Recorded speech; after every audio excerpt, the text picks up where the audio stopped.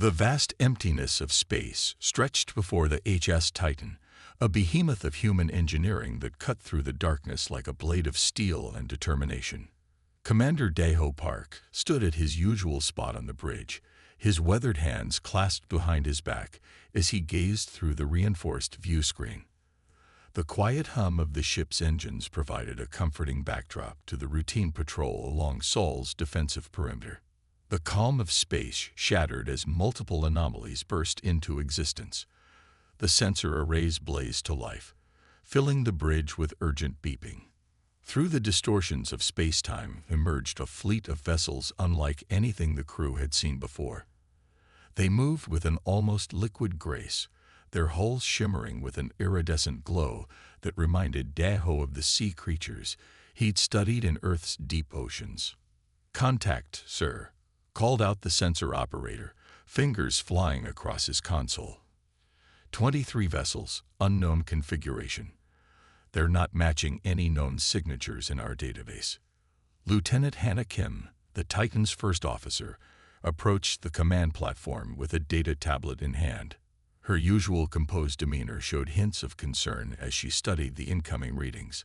"Sir, these readings are unusual.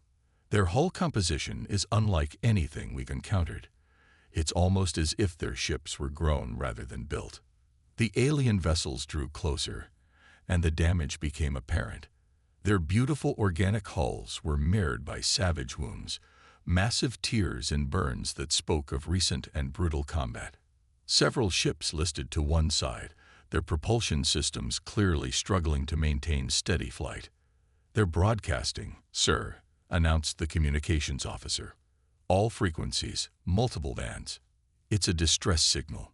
Daho nodded, his expression grave. On screen, the main view screen flickered to life, revealing a sight that made several bridge crew members gasp. The alien before them had an almost ethereal appearance. Its skin was translucent, with patterns of light pulsing beneath the surface like gentle waves.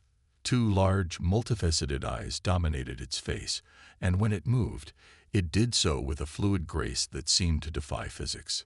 "I am Maru," the alien spoke, its voice trembling with what was unmistakably fear. "We come seeking sanctuary from those who destroyed our homes. The Dominion, they follow close behind. Please, we beg for your help." As Maru spoke, the entire alien image shuddered, and the being visibly flinched. Daho realized it was reacting to the Titan's engine vibrations, something so minimal that humans barely noticed it anymore. These beings were incredibly sensitive to their environment. Hannah handed him another data readout. "Sir, their environmental controls are running at maximum capacity. They seem to require nearly perfect conditions to survive. No variations in temperature, minimal vibration, carefully regulated atmospheric pressure. Their ships are essentially giant life support pods." The commander studied the readings with growing concern. Earth was classified as a Deathworld by most galactic standards, a planet where life had to be tough just to survive. Humans had evolved there, thrived there, and carried that hardiness into space. These beings before them seemed to come from the opposite end of the spectrum, a world of perfect stability and gentle conditions. "Lieutenant," Daho said quietly to Hannah, "alert all medical bays to prepare for possible refugee intake, and have engineering begin calculations on environmental modifications we might need." Turning back to the screen, Daho straightened his uniform and spoke with the calm authority that had earned him his command. "This is Commander Park of the Human Space Security Fleet. We offer our assistance. Please transmit your fleet's current status and immediate needs."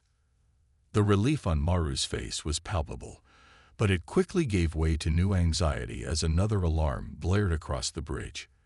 The tactical officer's voice cut through the moment. "Sir, long-range sensors are picking up multiple signatures entering the system. High-energy readings. They're moving fast." Daho watched as Maru's form seemed to pale further, the lights beneath its skin flickering in what had to be terror. "They found us," the alien whispered. "The Dominion has found us." The commander's mind raced through options, considering the vulnerable refugee fleet and the unknown threat approaching. Years of training and experience crystallized into decisive action. "All hands, battle stations," he commanded, his voice steady and clear. "Lieutenant Kim, coordinate with the refugee fleet for emergency docking procedures. Tactical, begin plotting defensive formations. Whatever's coming, they'll find that humanity protects its own. And as of now, these refugees are under our protection." The bridge erupted into focused activity as klaxons sounded throughout the massive ship. Daho watched as his crew efficiently carried out their duties, pride mixing with determination in his chest. If these Dominion forces thought they were pursuing easy prey into human space, they were about to learn a harsh lesson about tangling with a species that had mastered the art of surviving in hostile environments. The first refugee ship began its careful approach to the Titan's docking bay, its movements painfully slow and deliberate compared to human vessels. Daho could only imagine the terror its occupants must be feeling, fleeing from one unknown into the arms of another. But he had made his decision. Humanity would stand as a shield between these peaceful beings and whatever force pursued them with such violent intent. The orbital station's diplomatic chamber offered a stunning view of Earth below, its blue and white surface a stark contrast to the darkness of space. Ambassador Jai Yun-Li sat across from Maru, whose translucent form seemed to shimmer in the artificial lighting. The chamber had been specially modified to accommodate the Aetheri's sensitive nature, the temperature precisely controlled, air currents minimized, and even the chairs designed to absorb any minute vibrations. Two human guards stood quietly by the door, their presence a reminder of the uncertain times. Through the large viewport, massive human warships patrolled nearby, their hulls bearing the scars of countless battles against the harsh realities of space travel. Maru began speaking, his voice carrying a musical quality that seemed to resonate with the very air. "Our world, Aethera, was perfect," he said, the lights beneath his skin pulsing with remembered beauty. "The sun never fully rose or set, keeping us in eternal twilight.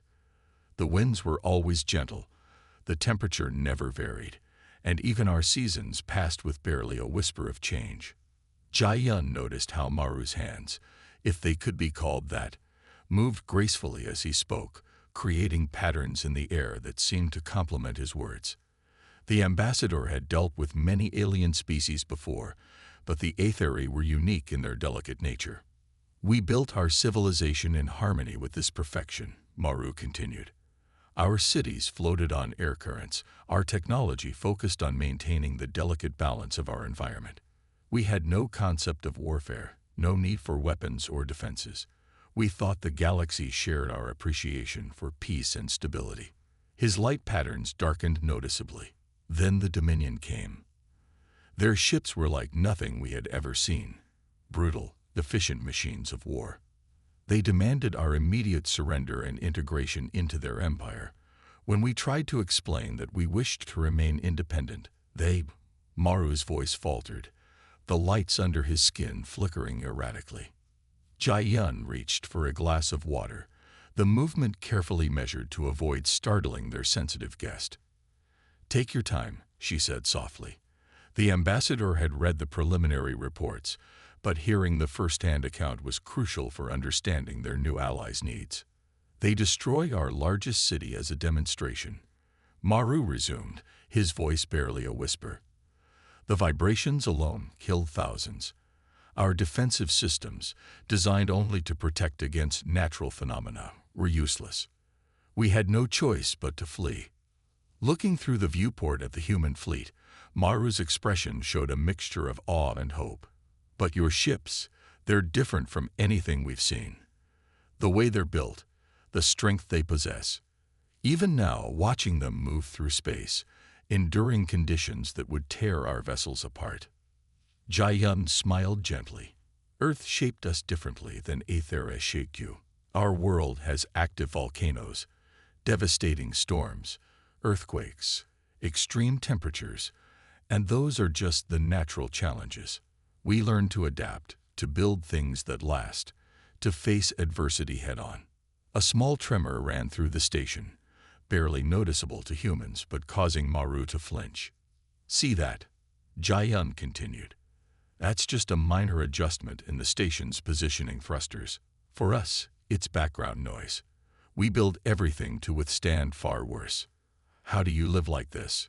Maru asked, genuine curiosity mixing with his fear, always surrounded by such intensity. Jai-Yun considered her response carefully. "Humanity's strength isn't just in our ability to survive harsh conditions, it's in our drive to thrive in them. Every challenge we've faced has pushed us to innovate, to become stronger, more resilient." She gestured to a holographic display showing Earth's weather patterns. "Right now, there are storms on Earth that would tear your cities apart. There are places so cold they'd freeze your blood, others so hot they'd boil it. And yet humans live in all these places. We've turned our world's hostility into an advantage." Maru's lights pulsed with understanding. "And now you've taken that same approach to space itself." "Exactly," Jai-Yun confirmed. "Our ships aren't just vessels. They're fortresses designed to protect their crews from everything space can throw at them. Radiation, debris, extreme temperatures, gravitational forces. We plan for it all."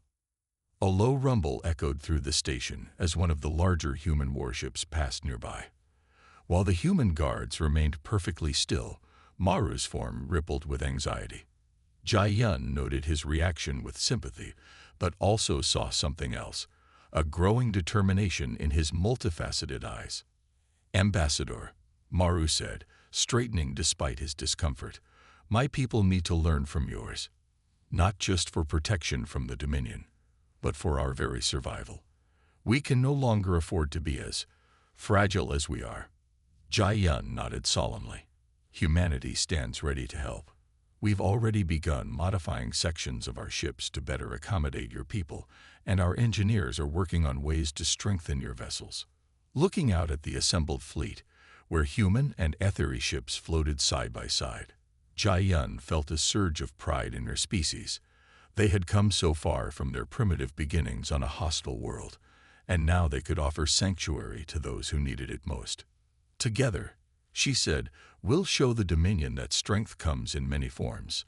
They may have forced you from your perfect world, but they've led you to allies who know a thing or two about surviving in an imperfect universe." Lieutenant Hannah Kim walked through the modified corridors of the HS Titan, her footsteps deliberately light as she approached the engineering section. The ship's usual harsh industrial lighting had been dimmed, and sophisticated dampeners hummed quietly along the walls, all part of the accommodations made for their Etheri guests. 3 weeks had passed since the refugees came aboard, and every day brought new challenges and discoveries. Neri waited for her at the main engineering bay, his translucent form casting gentle patterns of light on the metal walls. Unlike most of his kind, he had volunteered to work directly with the human crew, fascinated by their technology, despite his natural sensitivity to the ship's conditions. "Lieutenant Kim," he greeted her, his lights pulsing in what she had learned was a sign of excitement. "You must see what your engineers showed me today. It's incredible." Hannah followed him to a section of the hull where the internal plating had been removed for maintenance. Other human engineers worked nearby, their movements careful and measured out of respect for their alien colleague. "This is what protects you from space?" Nari asked, his appendage hovering near the exposed layers of hull material. "So many layers, each designed to withstand different threats. The complexity is beautiful." Hannah nodded, studying the familiar sight with fresh eyes. "The outer layer handles impacts and heat. Then we have radiation shielding, pressure stabilizers, and thermal regulators. Each layer has backup systems built in."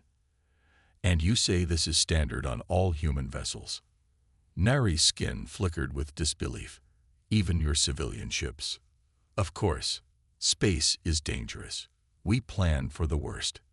Hannah gestured to a nearby display showing their patrol route. "See this section here?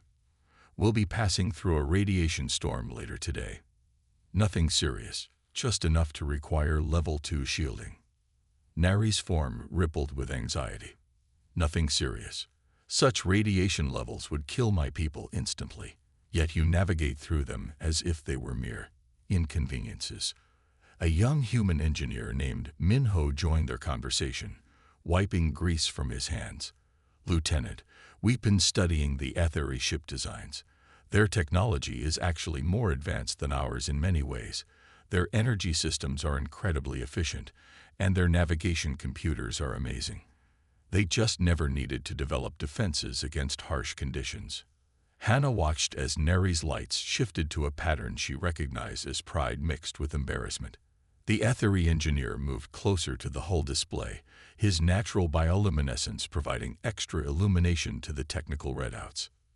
Your people built for survival, Neri said quietly. We built for harmony. But now we must learn your way, or we will not survive at all. Over the next few hours, Hannah observed as human and HFY engineers worked together, each learning from the other. The humans marveled at the organic technology the HFY used, while the aliens studied the robust construction methods of human ships with growing understanding. An alert sounded, gentle by human standards but still causing Neri to flinch. Radiation storm approaching, announced the ship's computer. All personnel prepare for standard shielding protocols. Instead of retreating to the specially shielded refugee quarters, Neri surprised everyone by staying in engineering. I want to observe, he explained, his voice trembling slightly. How can I help my people adapt if I hide from everything that frightens us? Hannah felt a surge of respect for the alien engineer's courage. The storm hit with little fanfare, just a slight fluctuation in the lights and a barely perceptible hum from the shields. Through it all, Neri watched the engineering displays intently, his lights pulsing with a mixture of fear and fascination. Amazing, he whispered as the storm passed. Your ship barely noticed it. Our vessels would have needed to flee or risk complete destruction. Later that day, Hannah filed her daily report on the cultural exchange program. She noted how the HFY were slowly adapting to human conditions, pushing past their natural limitations. Equally important, she documented how her own crew was learning from their guests, the importance of precision, the beauty of efficiency, and the value of seeing things from a different perspective. They're not as fragile as we first thought, she wrote. Their strength lies in their ability to adapt and learn. While we humans evolved to fight against harsh conditions, the HFY developed incredible abilities to work in harmony with their environment. Together, we might create something entirely new, combining human resilience with HFY grace. As she finished her report, Hannah heard Neri explaining to a group of human engineers how HFY ships used atmospheric currents for propulsion. The humans listened intently, already thinking of ways to incorporate these efficient systems into their own vessels. Outside the viewport, Earth's sun cast its light across the fleet, where human and HFY ships flew together through the darkness of space, each making the other stronger. The bridge of the HSS Titan hummed with routine activity as they patrolled the outer defense perimeter. Security Officer Taiwan Kang monitored his sensor arrays with practiced efficiency, the soft blue glow of the screens reflecting off his focused eyes.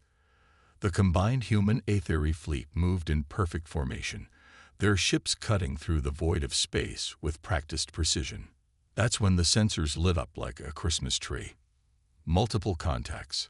Taiwan's voice sliced through the calm atmosphere. Dominion signatures detected. They're dropping out of hyperspace directly ahead.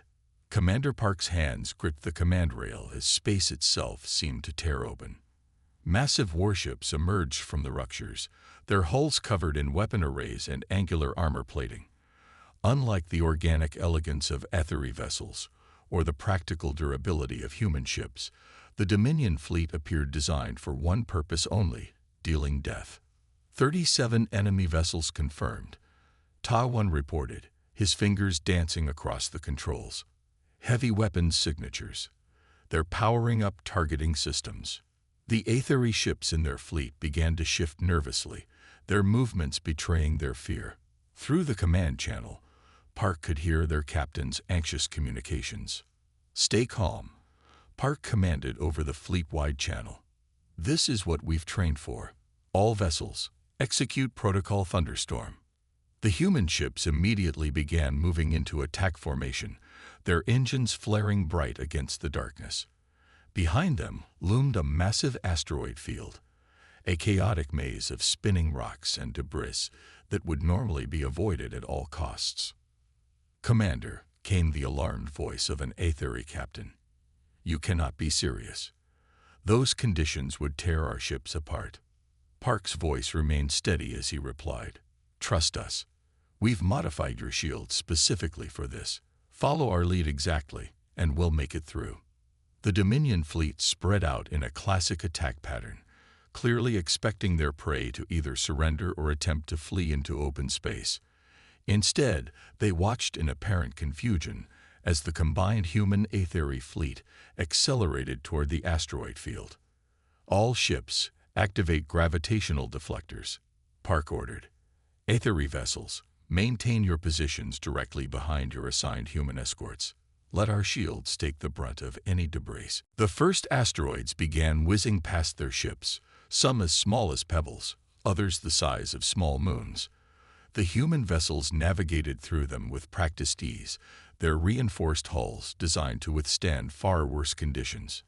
"Dominion fleet is pursuing," Ta-1 reported. "They're splitting into 3 attack groups." "Wait." He paused, studying his readings. "Their formation is becoming erratic. They're having trouble maintaining cohesion in the asteroid field." Park allowed himself a small smile. The Dominion ships, while powerful, were built for combat in open space. Their large size and rigid construction made them vulnerable in these chaotic conditions. "Now for the second phase," Park announced. "All ships, prepare for radiation burst protocols. Aetheri vessels, activate the new shielding modifications." They were approaching a particular section of the asteroid field that the human fleet knew well, an area where natural radiation from a nearby pulse arc created conditions that would be lethal to unprotected ships. "Dominion vessels are showing shield fluctuations," Ta-1 called out. "Their radiation protection isn't designed for these levels."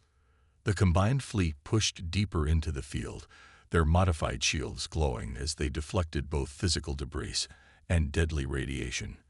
Behind them, the Dominion ships began to fall into disarray. Several of their smaller vessels were already showing signs of serious damage from asteroid impacts.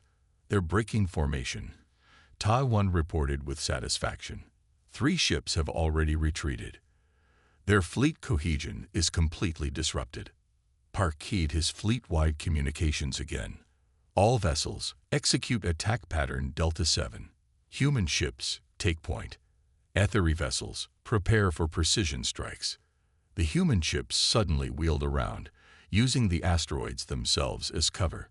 The Aetheri vessels, despite their natural aversion to such violent maneuvers, followed their training perfectly. They emerged from behind their human escorts to fire their energy weapons with pinpoint accuracy at the already damaged Dominion ships. Direct hits on multiple targets. Ta-1's voice carried a note of triumph. "Enemy shields are failing under the combined assault and environmental conditions." The Dominion fleet, caught between the brutal conditions of the asteroid field and the coordinated attacks of their opponents, began a chaotic retreat. Their mighty warships, so threatening in open space, now fled from the very prey they had come to hunt. As the last enemy ship disappeared into hyperspace, cheers erupted across the bridge of the Titan. Park allowed his crew their moment of celebration before returning them to battle stations. The Dominion would be back, and with new tactics. "All ships, report status," he ordered.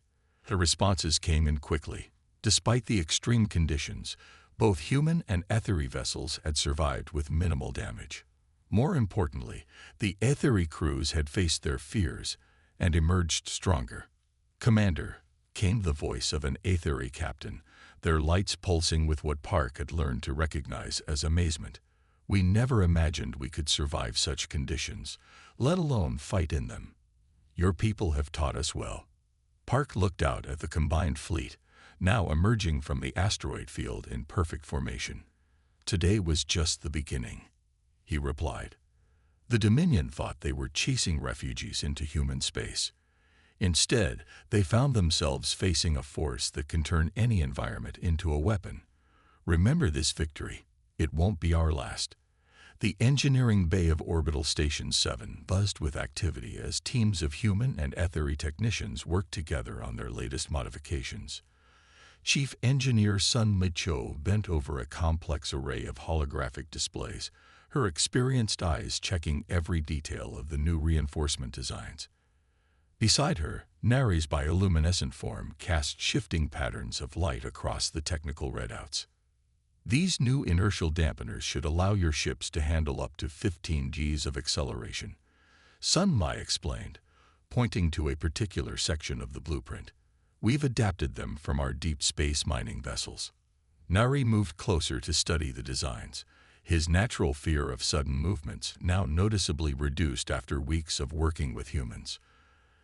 The integration with our organic hull structure is remarkable, he said, lights pulsing with excitement. I never would have thought such a combination possible. Around them, other engineers were installing the new systems into a docked ethery vessel. The ship's beautiful organic curves now bore plates of reinforced armor, seamlessly blended with its living tissue through a combination of human engineering and ethery biotechnology. Watch this, Sun Mi said, activating a testing sequence.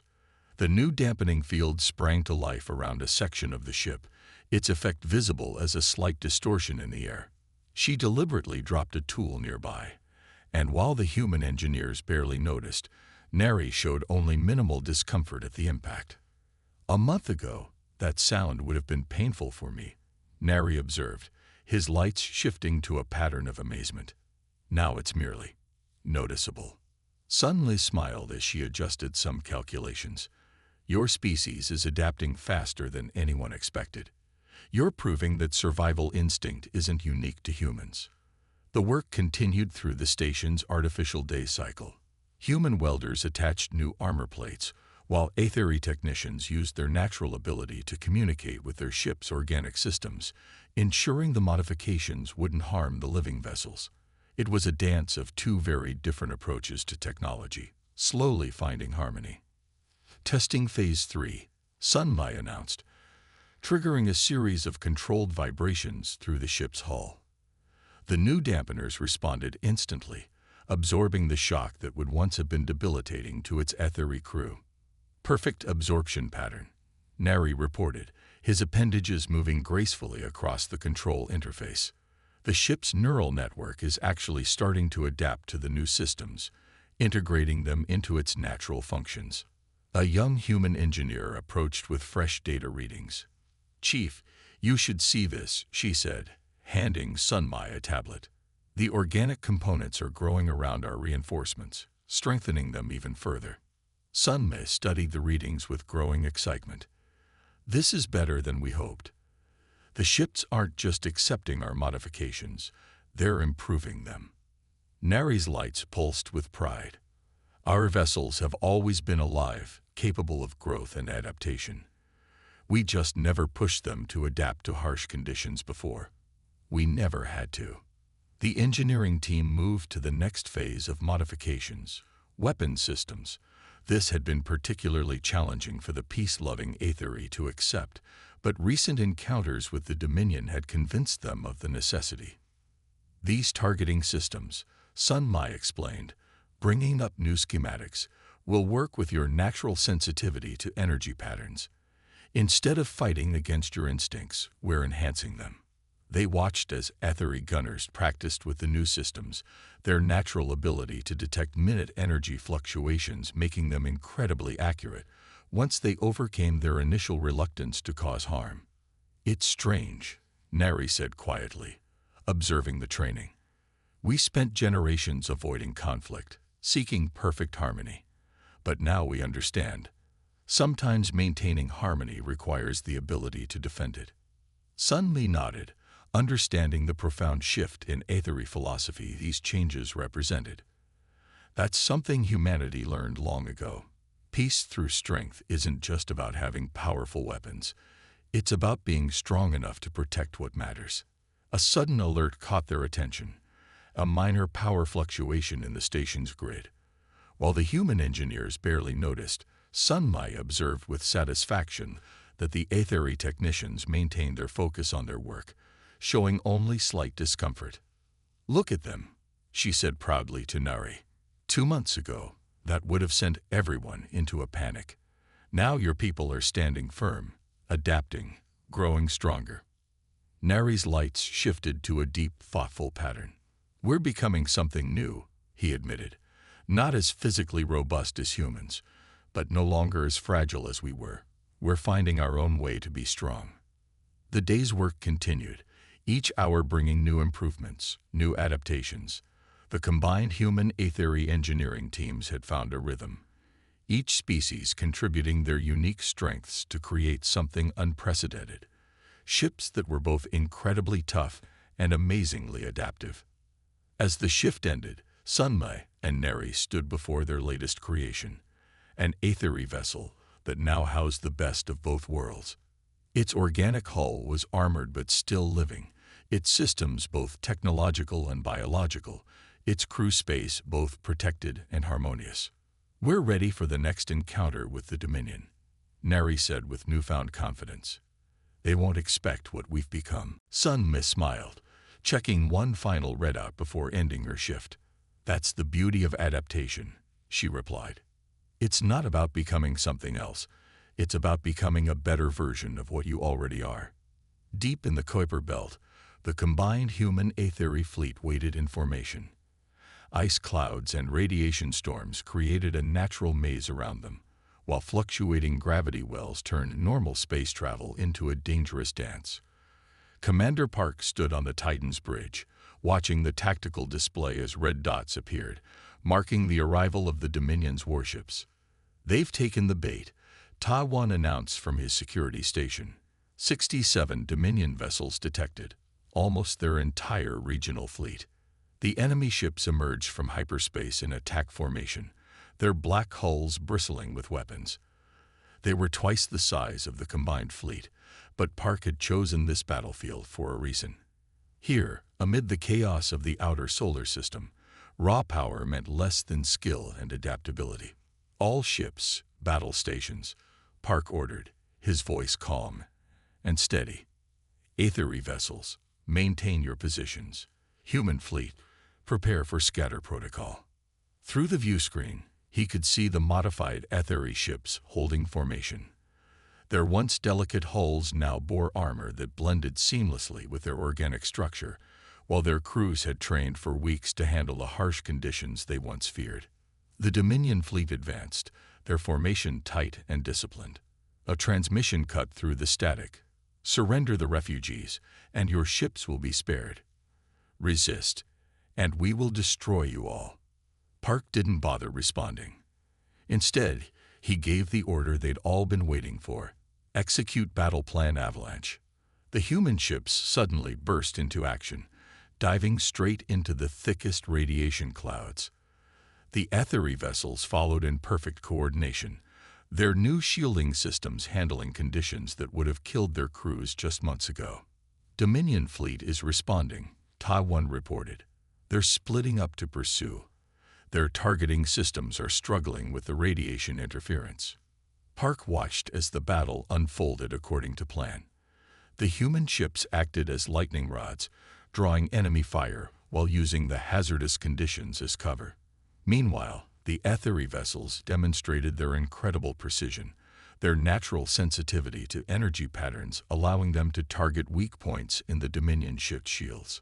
"Multiple hits confirmed," came the report from an Aetheri captain, their voice steady despite the chaos. Enemy vessels showing shield damage in sectors 7 and 12. A massive gravitational wave suddenly rolled through the battlefield, sending debris spinning in unpredictable patterns. The human ships rode it out, their crews long accustomed to such conditions. The Aetheri vessels, though stressed, maintained their positions, but several Dominion ships, caught off guard, collided with ice fragments the size of buildings. "They're trying to regroup," Ta-1 announced, forming a defensive sphere. Park nodded. It was exactly what he'd expected. "All ships, execute Phase 2. Time to show them what we've learned from each other." The combined fleet moved with practiced precision. Human vessels charged straight through radiation storms that would have melted lesser ships, emerging at point-blank range to deliver devastating broadsides. The Aetheri ships, using their superior maneuverability, slipped through gaps in the enemy formation that their larger ships couldn't even detect. "Sir," Todd One's voice carried a note of triumph. "Their command-shift shields are fluctuating. The radiation is interfering with their power distribution." Park keyed his fleet-wide comm. "All ships, concentrate fire on their flagship. Show them what happens when you corner someone on their home ground." The next few minutes were chaos as every ship in the combined fleet executed their attack runs. Human vessels deliberately drew enemy fire, their tough hulls absorbing punishment that would have destroyed the Aetheri ships of just a few months ago. The Aetheri, in turn, demonstrated their incredible accuracy, hitting critical systems with surgical precision. The Dominion flagship's shields finally collapsed under the assault. As secondary explosions rippled along its hull, the enemy fleet's coordination began to break down. "They're losing cohesion," Taiwan reported. "Multiple ships attempting emergency jumps. 3 destroyed by gravitational shear. Others are starting to retreat." Park watched as the mighty Dominion fleet, which had seemed unstoppable to the Aetheri just months ago, began a chaotic withdrawal. Ships disappeared into hyperspace one by one, leaving their damaged companions behind. "Sir," called out his communications officer, "we're receiving surrender signals from the damaged enemy vessels." The bridge crew maintained their battle focus, but Park could sense their pride. This wasn't just a victory. It was proof that the partnership between humans and Aetheri had created something greater than either species alone. "All ships, stand down to condition yellow," he ordered. "Begin recovery operations for surrendered vessels. And well done, everyone. Today we proved that adaptation beats raw power every time." As the adrenaline of battle faded, damage reports began coming in. While several ships had taken hits, the combined fleet had survived largely intact, a testament to both human engineering and Aetheri precision. "Commander," came the voice of an Aetheri captain, their lights pulsing with what Park had learned to recognize as fierce pride. "We did it. We actually did it. We fought in conditions that would have killed us a few months ago." Park smiled, watching as human and Aetheri ships worked together to secure their victory. "No," he replied, "you did more than that. You proved that strength comes in many forms. The Dominion never understood that, and that's why they lost." Around them, the Kuiper Belt continued its chaotic dance of ice and radiation, but now it was their ally rather than their enemy. Just as humanity had learned to survive and thrive in hostile conditions, the Aetheri had learned to turn their perceived weaknesses into strengths. The battle would indeed be remembered for generations, but not just for its tactical brilliance. It would be remembered as the day 2 very different species proved that together they could overcome any obstacle. Earth's newest orbital station, Unity Point, hung against the backdrop of stars like a shining beacon of hope. From its observation deck, Ambassador Jai-yun Lee watched the ongoing training exercises with quiet satisfaction. Beside her, Maru's bioluminescent form cast gentle patterns on the reinforced windows as human and Aetheri vessels moved through complex maneuvers together. A year had passed since their victory over the Dominion fleet in the Kuiper Belt. In that time, both species had continued to grow and learn from each other. The observation deck itself reflected this partnership, environmentally controlled for Aetheri comfort while maintaining human durability standards. "Look at them," Maru said, his lights pulsing with pride as a group of young Aetheri pilots skillfully guided a human-designed shuttle through a series of challenging exercises. "A year ago, most of my people couldn't even handle being in one of your vessels. Now they're flying them through combat maneuvers." Jai-yun nodded, remembering how far they'd come. "And your organic technology has revolutionized our ship designs. The new hybrid vessels are more efficient than anything either of our species created alone." Below them, a massive ship caught their attention, the first of its kind, combining human engineering with Aetheri biotech. Its hull gleamed with both metallic armor and living tissue, a perfect symbol of their alliance. The Dominion hasn't dared to enter human space since the battle, Maru observed, his voice carrying a note of satisfaction. They thought they were pursuing helpless refugees. Instead, they found something they never expected. They found out what happens when you corner someone on their home ground. Jai-yun agreed. But more importantly, they discovered what can happen when two very different species learn from each other.